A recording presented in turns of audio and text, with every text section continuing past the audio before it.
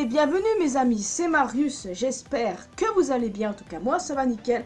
Alors aujourd'hui je vous retrouve pour parler du pay-per-view de catch qui a eu lieu ce vendredi 2 novembre. Je parle de Crown Jewel. Crown Jewel ça a eu lieu un vendredi et comme une teubée je croyais que ça avait lieu un dimanche. Et heureusement que le jour même ou la veille, je ne sais même plus, je me suis rappelé que le show approchait à grands pas. Et du coup j'ai pu faire attendre mes pronostics quelque part sur Discord.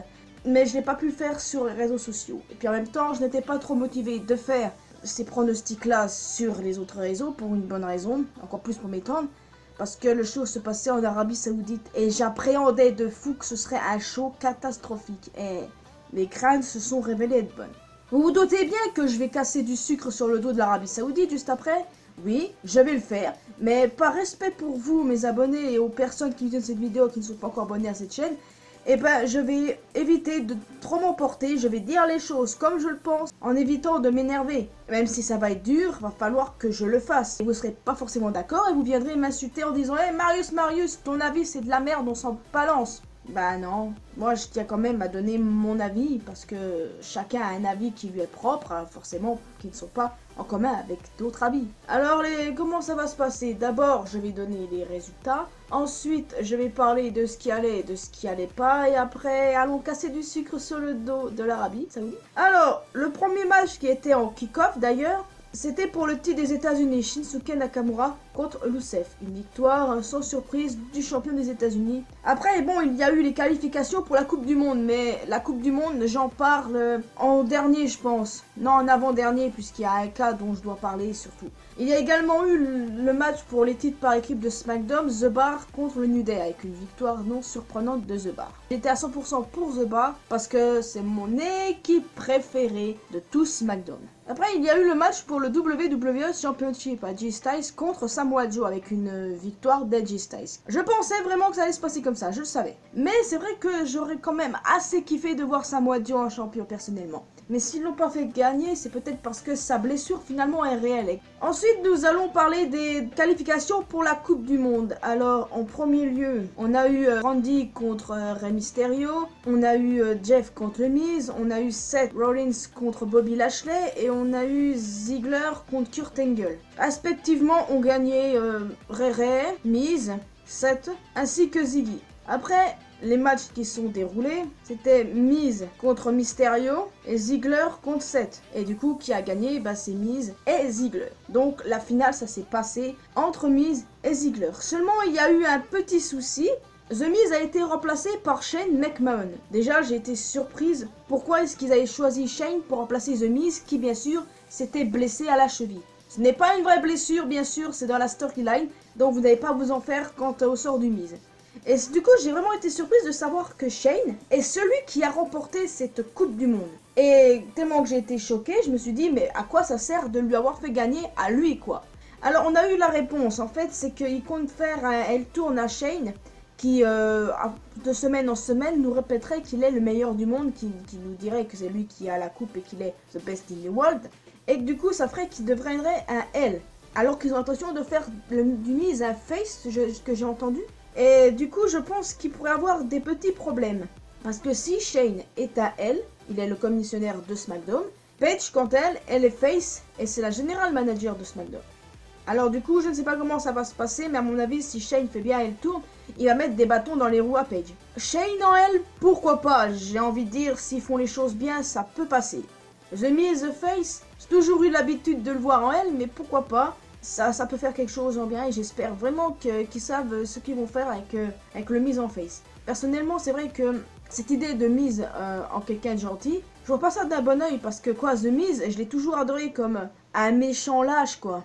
Mais bon, c'est eux qui voient sur ce sujet-là et peut-être que ça peut marcher, qui sait. Donc c'est pour ça que je n'ai rien à dire sur ce sujet-là. Et maintenant, on passe à la catastrophe ambulante numéro 1, le match pour le titre universel. Je vous rappelle que le titre universel a été abandonné par Roman. Le combat opposait Braun Strowman à la bête Brock Lesnar. Et du coup, même si beaucoup étaient pour Braun, c'est Lesnar qui a gagné, qui est de nouveau champion. Encore une fois, je ne déteste pas Lesnar, je ne déteste personne, non, personne. Mais je ne le voulais pas champion, non, je ne voulais pas le voir de nouveau champion, je préférais vraiment Braun.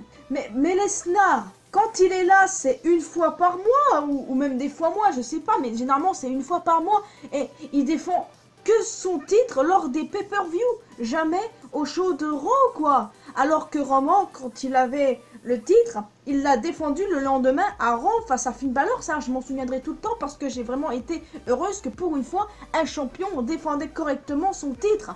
Mais là, non, au lieu de ça, va falloir attendre une fois par mois de voir Lesnar sur le ring ou même de le voir en pay-per-view. Conservé, parce que généralement, ce qui m'énervait, c'est ça, que Lesnar conserve. Donc non, je préférais largement que ce soit Braun qui gagne. Ah bordel, mais je suis tellement outré de ce résultat, mais putain, mais quand j'ai vu ça, j'étais en mode « Oh mais non, mais c'est pas vrai, on va encore revivre ça !» Mais je n'ai rien contre Lesnar, mais ça m'énerve de tout le temps le voir en champion universel, putain. Bon, déjà, Lesnar a signé un contrat qui lie à des matchs tels qu'à Survivor Series. Oui, bah, qui va affronter à G-Star ici, d'ici là, il n'y a pas de changement de titre. Ah, j'en peux plus, au secours. Non, j'avais dit que je m'énerverais pas. J'avais pas dit que je m'énerverais pas sur ce sujet-là, mais je dois pas. Non, pas question. Non, mais sérieusement, quoi. Sérieusement. Lesnar est grave chiant de seulement défendre son titre une seule fois par mois. On voulait un vrai champion, nous, qui s'imposait tel que AJ Styles le fait à SmackDown. Mais là, non, on a un champion qui va défendre son titre une fois par mois et qui va généralement, la plupart du temps, le conserver. Passez-moi, je rêve. Aïe. Bon, en gros, qu'est-ce que j'ai préféré dans ce show, le match que j'ai le plus préféré? Eh ben, je vais vous dire qu'il n'y en a pas des masses, parce que déjà, le show pour moi c'était une catastrophe. Je ne l'ai pas beaucoup apprécié. Quand je dis pas beaucoup, c'est parce que il y a quelques matchs qui étaient bien. Par exemple, le match Mysterio-Orton, il était bien. Ainsi que le match de Ziggler-Seth Rollins, il était hyper bien aussi. Et aussi parce que j'ai l'amour pour The Bar. Mais à part ça, c'est juste ça, quoi. Sinon, c'était un booking de merde. Je m'en veux tellement de dire ça parce que j'aime tellement tous ces lutteurs qui ont montré de quoi ils sont capables. Mais là, ils sont en Arabie Saoudite, ils peuvent carrément plus rien foutre avec ça. C'est pareil pour Rey Mysterio, on le voit avec souvent un de ces masques où il y a une croix dessus. Et bah là, nada, il devait porter un autre masque. De toute façon, Balek, hein. Bray Ray, il fait ce qu'il veut puisqu'il a même une croix tatouée sur son torse, hein. Qu'est-ce que vous allez faire, hein, l'Arabie Saoudite? Ah, j'avais dit que j'allais pas m'énerver. Ouais, résultat prévisible, booking de merde. Ça me fait mal de le dire. Je vais me faire taper sur les doigts dans les commentaires, je vais me faire insulter. Ils vont dire, hey Marius, tu la fermes, tu dégages de YouTube, tu sers à rien, t'as des avis de merde parce que l'Arabie Saoudite, business is business. Oh bah ça je le sais bien, oh je le sais très bien. Et d'ailleurs c'est pas moi qui irai en Arabie Saoudite. À votre avis, pourquoi on n'a pas vu de John Cena ou de Daniel Bryan là-bas? Eh bah c'est aussi simple que ça, ils ne voulaient pas y aller. Et d'ailleurs Daniel Bryan disait, ils sont homophobes, ils sont sexistes, ils sont racistes. Oh que oui. Eh ben, je suis d'accord avec lui, c'est pas moi qui irai en Arabie Saoudite. Tu crois sérieusement que j'ai du temps à perdre d'aller là-bas, moi? Déjà qu'ils ne tolèrent pas de présence féminine. Et encore, la seule présence féminine qu'il y a eu durant ce pay-per-view, c'était Renee Young. L'Arabie Saoudite, ils fonctionnent comme ça, ils ont dû dire. Ouais, bon, ça va. Elle peut. Elle va pas s'exhiber comme ça. Oh bah. Oui, bah, écoute, le catch, c'est pas uniquement masculin. Et en fait, les Saoudiens, ils sont là... J'ai l'impression qu'ils en ont rien à foutre en fait de ce qui se passe autour du show. C'est juste en fait qu'ils veulent que leur pays soit plus connu que ça, que les fans de catch connaissent leur pays. Mais franchement, si la WWE ne se rend pas compte qu'en fait que les deux shows qu'ils ont fait en Arabie Saoudite ont été mauvais et qu'ils vont y retourner, et ben là c'est qu'ils auront absolument pas compris. Parce que je ne dis pas ça parce que je déteste l'Arabie Saoudite, bien au contraire. C'est vrai que la semaine dernière je disais même que j'espérais que le show serait meilleur et que ça ferait me fermer ma gueule. Mais en fait non. Le show était mauvais, malgré qu'il y a des petits matchs que j'ai appréciés. C'est tout, quoi. Le résultat avec Lesnar ne m'a pas plu. Les catcheurs qui ont été bookés comme n'importe quoi. La non-présence de femmes. Ouais, bah déjà, ça me saoule tellement. Non, mais franchement, je suis hyper d'accord avec John Cena et Daniel Bryan qui ne soient pas allés là-bas, quoi. Et je crois que ce ne sont pas les seuls. Parlons aussi également de la présence de Hulk Hogan. Hulk Hogan qui, bon, je l'ai toujours apprécié honnêtement, mais quand il y avait ses propos racistes, c'est vrai que j'étais sceptique. Et là, il y a un pote qui me dit, ouais, bon, finalement, Hulk Hogan peut bien s'accorder avec l'Arabie Saoudite. Je lui ai dit simplement, pourquoi en fait? Il me dit, bah parce qu'ils sont tous les deux racistes. J'ai dit, ah ouais, d'accord. Mais bon, ça après, je parle des faits, je parle des avis de Brian et Senna, notamment Daniel Bryan, puisque c'est lui qui a eu la villa. Je parle seulement en matière de leur avis. Après, oui, je veux bien croire qu'ils sont sexistes, ça oui. Qu'ils sont homophobes, ça aussi j'ai envie de le croire. Bon, racistes, c'est vrai que je vais pas trop m'étendre sur le sujet, mais je vais avoir des emmerdes. Je regarde s'il n'y a pas un sniper qui va pas me tirer dessus dans tous les moments, là. Non, sérieusement. C'est vrai que je mâche pas mes mots, mais je dis ce que je pense, les amis. Je l'ai toujours fait. Quand je faisais des théories, quand je donnais mon avis sur une œuvre, sur un film, par exemple, que je disais s'il était mauvais, bah il est mauvais. Si je disais qu'il était hyper bien, il était hyper bien. Alors que forcément, tu trouveras là une personne qui n'a pas aimé ce film-là, et que le film que j'ai trouvé hyper mauvais, quelqu'un l'aura trouvé bien. Là, que je me suis concertée avec pas mal de fans de catch, et ben, pas mal d'entre eux, la quasi-totalité d'entre eux, avaient trouvé ce show pourrable. Moi, je vais pas dire pourrable, je vais dire médiocre, je vais dire pas nickel, je vais dire... Non, en fait, si. Catastrophique serait le mot. Ça me fait chier de dire ça, alors que la plupart des lutteurs, je les adore. Même tous, quoi.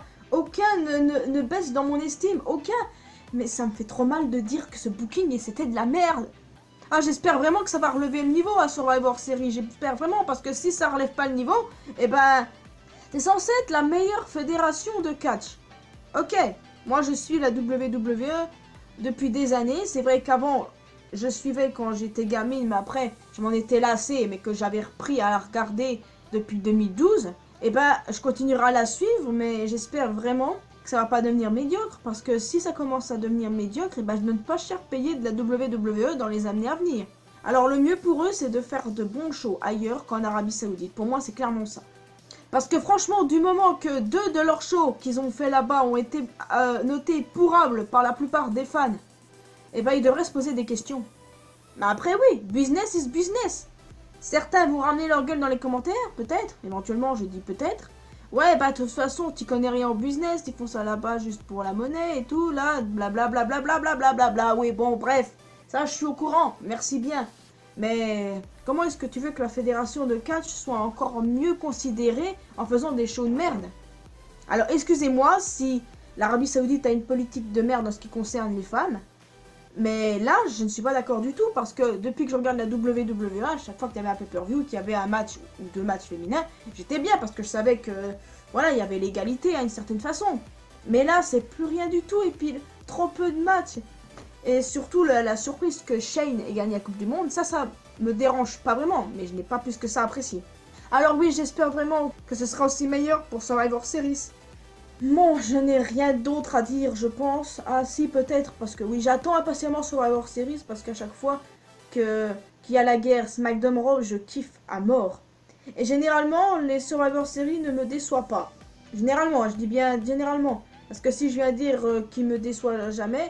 Et ben je risque vraiment de très mal passer un quart d'heure si jamais ça se révèle être un mauvais show. Et d'ailleurs j'espère pas, parce que Survivor Series, moi c'est...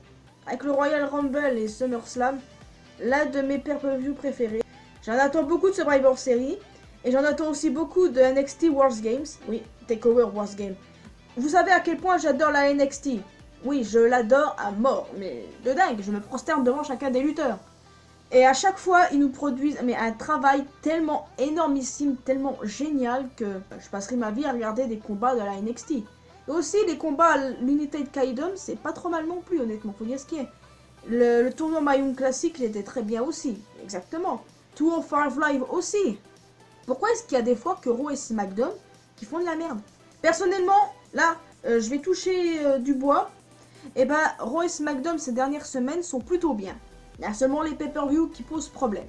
Et j'en attends vraiment beaucoup pour Wars Games et Survivor Series. Je croise les doigts, les amis, je croise les doigts, en espérant que ces shows soient dignes de leur réputation et qu'ils ne soient pas autant catastrophiques que Crown Jewel l'a été. Les points médiocres, c'est sur le fait que Brock Lesnar soit redevenu champion universal. C'est sur le fait que le tournoi Coupe du Monde ne soit vraiment pas passé comme je l'espérais, parce qu'honnêtement, un Jeff Hardy contre The Miz, logiquement ça aurait été Jeff Hardy qui gagne. Non, c'est pareil pour un Kurt Angle contre Dolph Ziggler, la logique aurait été Kurt. Mais non, à chaque fois. Après un Miz contre Mysterio, la logique ça aurait été Mysterio. Et la logique Seth contre Ziggler, ça aurait été Seth Rollins qui aurait dû gagner. Mais après, bon, les logiques, c'est vrai que ça peut pas tout le temps gagner.